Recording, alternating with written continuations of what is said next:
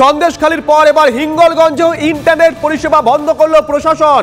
বড় খবর এই মুহূর্তে, সন্দেশখালীর পর এবার হিঙ্গলগঞ্জেও ইন্টারনেট পরিষেবা বন্ধ করলো প্রশাসন। আজ থেকে অনির্দিষ্টকাল বন্ধের সিদ্ধান্ত। তাহলে কি এবার হিঙ্গলগঞ্জে অশান্তির আশঙ্কা? হঠাৎ করে ইন্টারনেট পরিষেবা বন্ধের সিদ্ধান্ত কেন? কোনো কিছু আড়াল করার চেষ্টা হচ্ছে কি? এমনই একাধিক প্রশ্ন উত্তর শুরু করে দিয়েছে। অর্ণব রয়েছেন টেলিফোনে আমাদের সঙ্গে, আমাদের সহকর্মী অর্ণব। হঠাৎ করে হিঙ্গলগঞ্জে কেন ইন্টারনেট পরিষেবা বন্ধ? দেখো সৌজিৎ, প্রথমেই তোমাকে বলবো যে সন্দেশখালী ঘটনার পর একদম সন্দেশখালী লাগোয়া যে অঞ্চল হিঙ্গলগঞ্জ, যেটা বর্ডার ঠিক জলপথ দিয়ে, সেখানে কিন্তু গন্ডগোলের অশান্তি এবং আশঙ্কা করছে প্রশাসন। এমনই সূত্র মারফত খবর। সেই জন্য কিন্তু যাতে কোনো রকম অশান্তি যে হিঙ্গলগঞ্জে না ছড়ায়, সেই জন্য কিন্তু ইন্টারনেট পরিষেবা অনির্দিষ্টকালের জন্য বন্ধ করলো।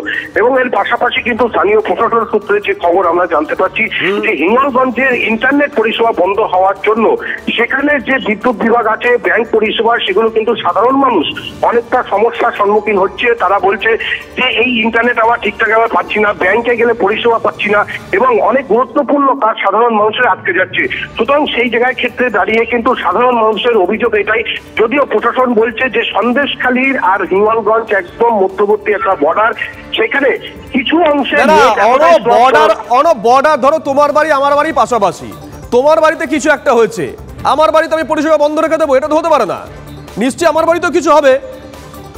একেবারেই তাই। এই প্রশ্নই কিন্তু সাধারণ মানুষ তুলতে শুরু করেছে, এবং পাশাপাশি বিরোধী রাজনৈতিক দল তারাও কিন্তু বারবার বলছে যে সিপিএম থেকে শুরু করে বিজেপি, তারা কিন্তু বারবার বলছে যে এটা একদম অনৈতিক যে সন্দেশখালীর এত বড় ঘটনা ঘটছে, সেখানে হিঙ্গলগঞ্জের মানুষ কেন অসুবিধার মধ্যে পড়বে।